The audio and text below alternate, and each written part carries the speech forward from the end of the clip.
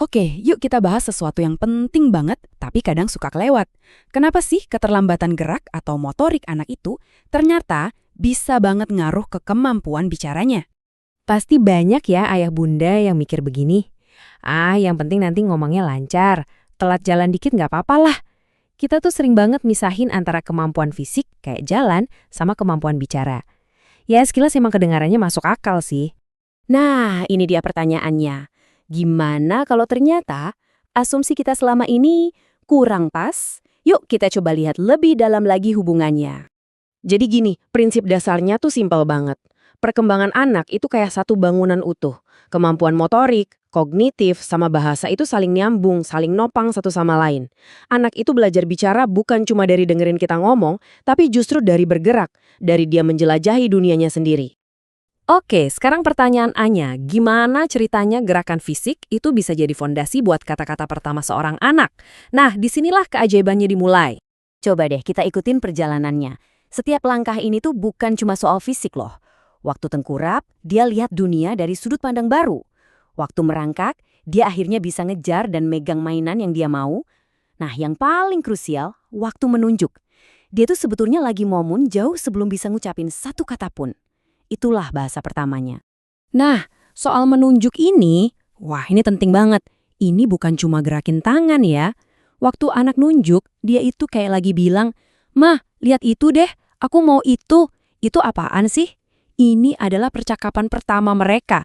Dan penelitian juga udah buktiin, anak yang lebih sering menunjuk, biasanya nanti kosakatanya bakal lebih kaya. Keren kan? Jadi intinya begini, gerakan itu menciptakan kesempatan. Kesempatan buat berinteraksi, buat nanya, buat ngerasain langsung. Nah, semua pengalaman ini, itu ibarat bahan bakar buat otaknya. Bahan bakar yang dibutuhin banget buat ngebangun koneksi-koneksi biar dia bisa ngomong. Terus gimana dong kalau fondasi gerak ini agak terhambat? Kalau anak kurang aktif bergerak, apa dampaknya? Perbedaannya tuh jadi kelihatan jelas banget. Coba kita bandingin, anak yang aktif merangkak ke sana kemari, dia bakal terus nemuin hal baru, megang macam-macam tekstur, dan ngajak kita ngobrol soal apa yang dia temuin. Nah, di sisi lain, anak yang gerakannya lebih terbatas, dunianya jadi lebih sempit. Artinya, kesempatan dia buat belajar juga jadi lebih sedikit. Akibatnya tuh bisa kayak efek domino loh. Kurang jalan-jalan, artinya lebih sedikit hal yang bisa diobrolin. Kurang interaksi, ya berarti kurang latihan komunikasi. Nah, ini semua kalau numpuk akhirnya bisa ningkatin risiko terjadinya keterlambatan bicara. Tapi tunggu dulu, ini penting banget buat dicatat ya. Ini bukan berarti setiap anak yang telat jalan pasti bakal telat bicara. Nggak gitu juga, tapi kita harus sadar kalau risikonya jadi jauh lebih tinggi. Nah, dengan tahu adanya risiko ini, kita jadi bisa bantu anak lebih awal. Oke, sekarang kita ke bagian yang paling praktis. Tanda-tanda spesifik apa aja sih yang perlu kita waspadai sebagai orang tua? Coba deh kita lihat beberapa patokan penting ini. Ini bukan buat bikin panik ya, tapi biar kita lebih waspada aja.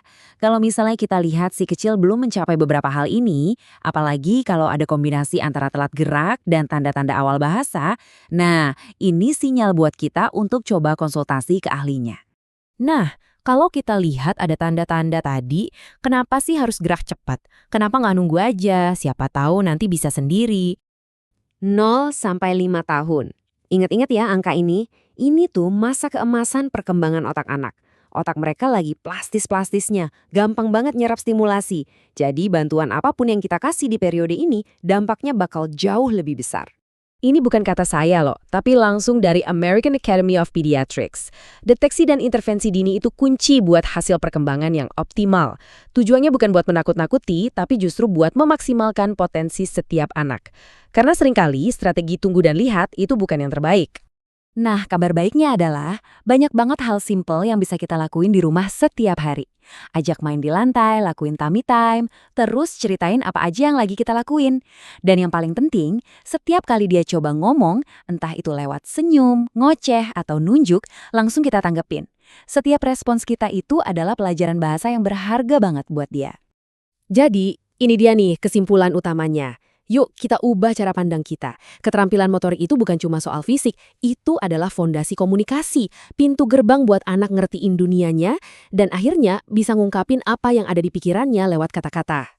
Jadi sekarang pertanyaannya bukan lagi nyambung nggak sih, tapi seberapa siap kita untuk bantu. Sikap proaktif kita adalah dukungan terbaik yang bisa kita berikan dalam perjalanan si kecil, dari langkah pertamanya sampai ke kata-kata pertamanya.